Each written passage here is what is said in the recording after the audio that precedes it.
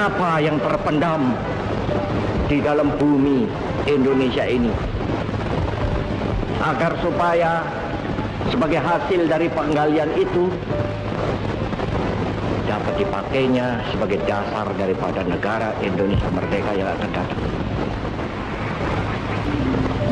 Sudah terbukti bahwa Pancasila yang saya gali dan saya persembahkan kepada rakyat Indonesia, bahwa Pancasila itu adalah benar-benar satu dasar yang dinamis, satu dasar yang benar-benar dapat menghimpun segenap tenaga rakyat Indonesia, satu dasar yang benar-benar bisa mempersatukan rakyat Indonesia itu untuk bukan saja mencetuskan revolusi, tetapi juga mengakhiri revolusi ini dengan hasil yang baik. Maka aku adalah sebenarnya utusan wakil daripada revolusi Indonesia. Revolusi Indonesia ini bukan revolusi Soekarno, tetapi revolusi daripada seluruh rakyat Indonesia, dari Sabang sampai Merauke.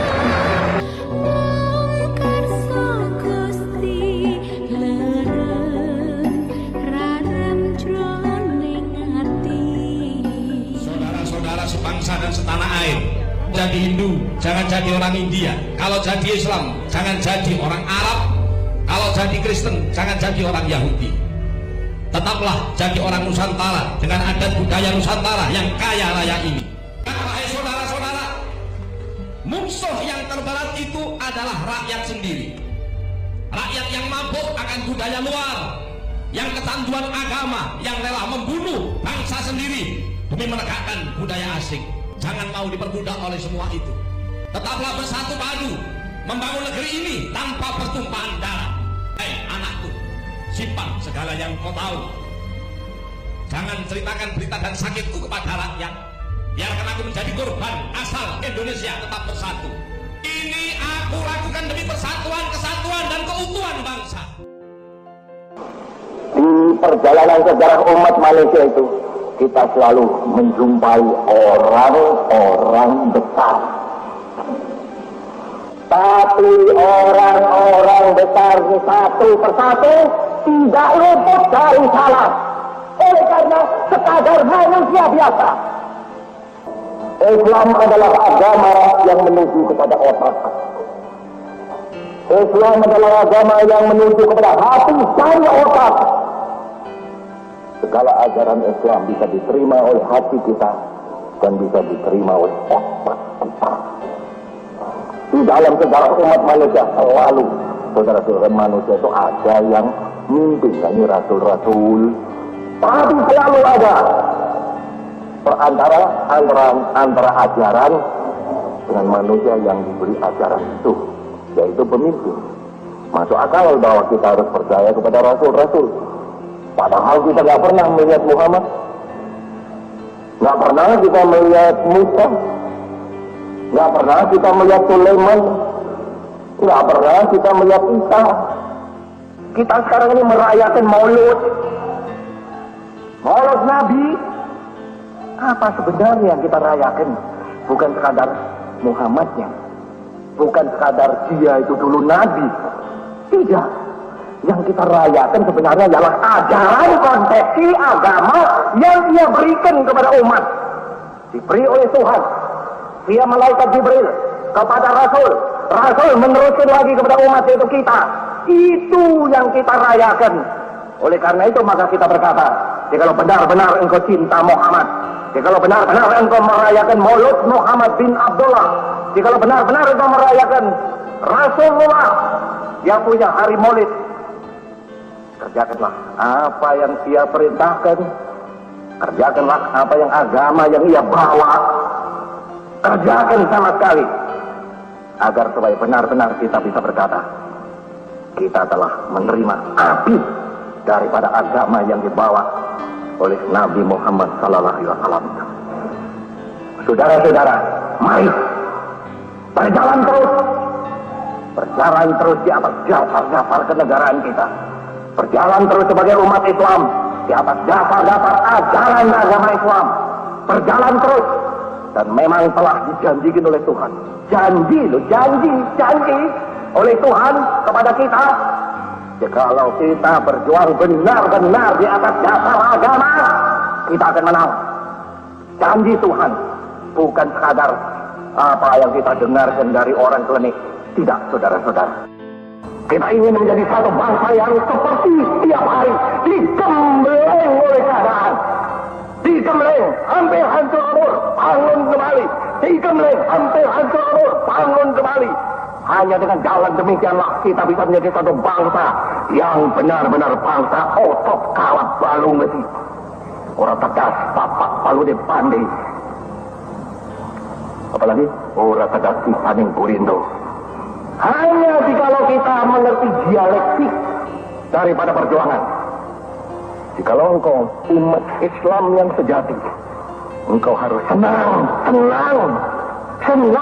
selalu digembleng, senang selalu up and down, senang bahwa engkau tidak selalu mengalami senang saja, tetapi harus merebut memperjuangkan kesenangan itu.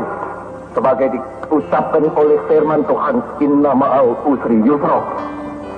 Pahit dulu, nanti senang. Berakit-rakit dahulu, berenang-renang ke tepian. Bersakit-sakit dahulu, bersenang-senang kemudian.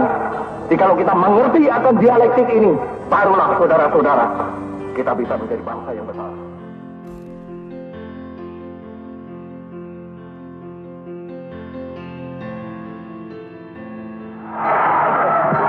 Kepada pegawai, kepada saudara-saudara marhain, saudara-saudaraku tukang becak, saudara-saudaraku tukang sayur, saudara-saudaraku pegawai yang sekecil-kecilnya, tidak ada satu yang terkecuali. Semuanya saudara-saudara, saya sampaikan salamku kepada saudara-saudara sekalian. Alhamdulillah, sekarang di halaman ini telah berkibar sang dwi warna.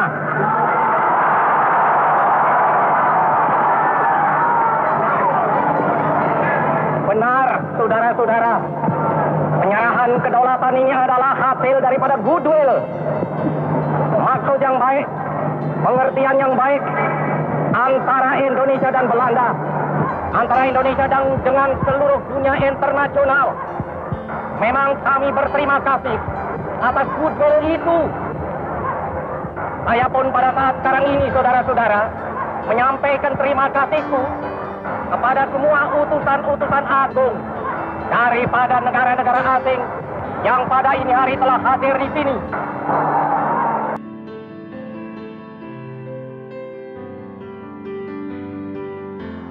Sidang yang terhormat, marilah kita lebih dahulu bersama-sama memekikkan salam nasional kita. Merdeka!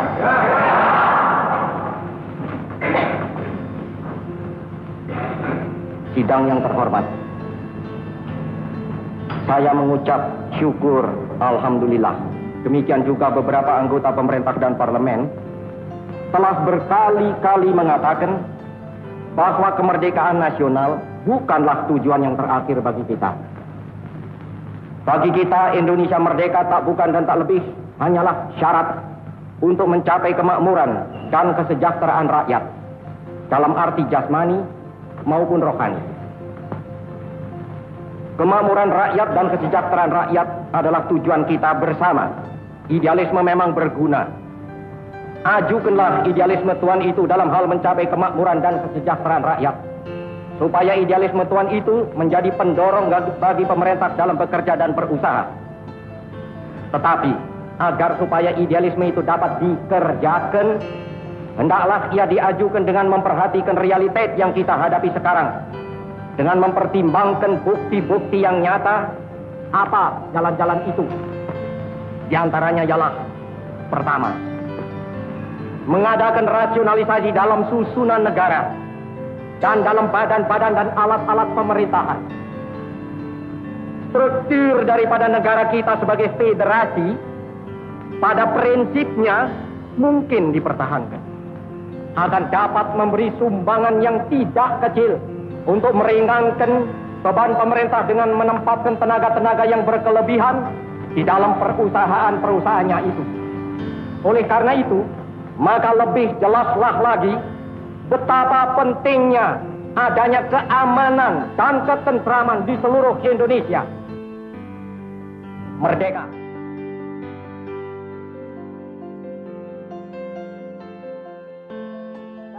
Angkatan perang tidak boleh ikut-ikut politik, tidak boleh diombang-ambingkan oleh sesuatu politik. Angkatan perang harus berjiwa, ya berjiwa, berapi-api berjiwa, berkobar-kobar berjiwa, tapi dia tidak boleh menetapkan Undang-Undang Dasar 1945 berlaku lagi. Saudara-saudara, komando saya dengan tegas ialah gagalkan, hei seluruh rakyat Indonesia, gagalkan pendirian negara Papua itu. Apa komando saya lagi? Hei seluruh rakyat Indonesia, kibarkan bendera sang merah putih di Papua, di negara di Irian Barat itu. Tegas saya memberi komando ini, gagalkan negara Papua itu, kibarkan bendera sang merah putih di Irian Barat, gagalkan, kibarkan bendera kita, dan siap sedialah akan datangnya mobilisasi umum. Mobilisasi umum yang mengenai seluruh rakyat Indonesia untuk membebaskan Irian Barat sama sekali daripada cengkeraman imperialisme Belanda.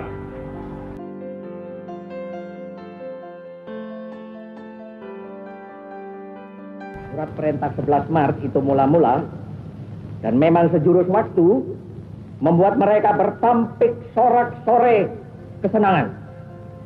Dikiranya SP 11 Maret adalah satu penyerahan pemerintahan. Dikiranya SP 11 Maret itu satu transfer of sovereignty, of authority.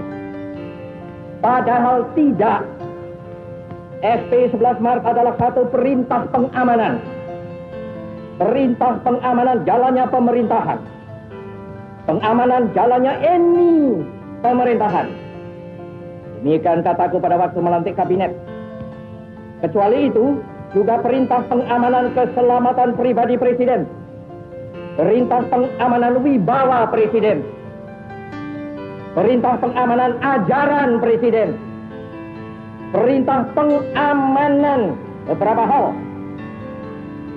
Jiwa kita yang sedalam-dalamnya, maka pokok intisari mandat, pokok intisari mandat yang saya terima dari MPRS ialah membangun bangsa, nation building, dari kemerosotan zaman kolonial untuk dijadikan satu bangsa yang berjiwa, yang dapat dan mampu menghadapi semua tantangan, atau bangsa yang merdeka dalam abad ke-20 ini.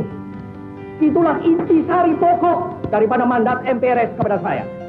Malahan dalam sidang umum MPRS kedua pada bulan Mei tahun 1963, saudara-saudara sekalian telah menetapkan saya menjadi presiden seumur hidup. Dan pada waktu itu pun saya telah menjawab keputusan saudara-saudara itu dengan kata-kata, alangkah baiknya kalau nanti MPR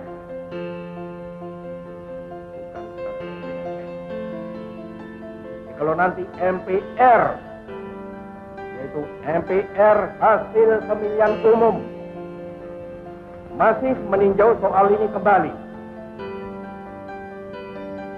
Dan sekarang ini pun, saya masih tetap berpendapat dalam pada itu, Presiden memegang dan menjalankan tugas memenang dan kekuasaan negara serta pemerintah.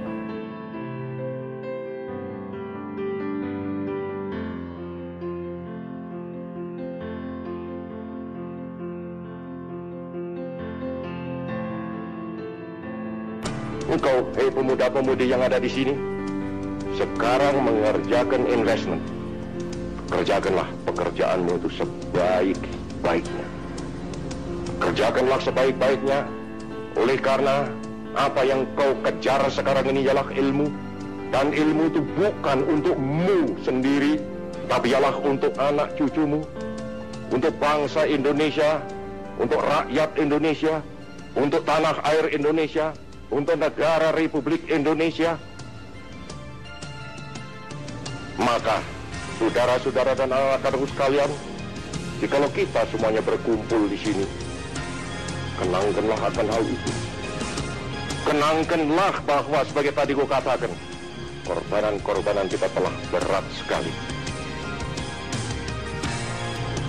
Laksana semua orang-orang bangsa Indonesia yang sekarang terkubur di taman-taman pahlawan, semuanya menunggu-nunggu akan kedatanganmu kembali, agar supaya kamu nanti dapat memberi sumbangan kepada pembangunan tanah air dan bangsa.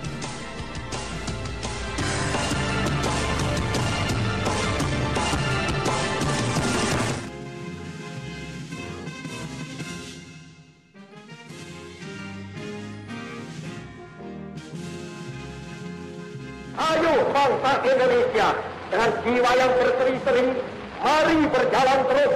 Jangan berhenti, revolusimu belum selesai.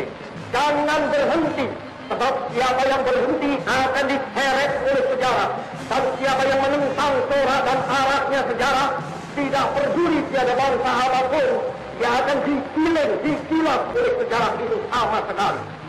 Kalau pihak Belanda menentangnya, dengan misalnya tetap tidak mau menyudahi kolonialisme di Indian Barat, satu hari akan datang, entah besok, entah lusa, yang dia pasti digiling gila. Yang hidup harus makan, yang dimakan hasil kerja. Jika tidak bekerja, tidak makan. Jika tidak makan, pasti mati. Inilah undang-undangnya dunia.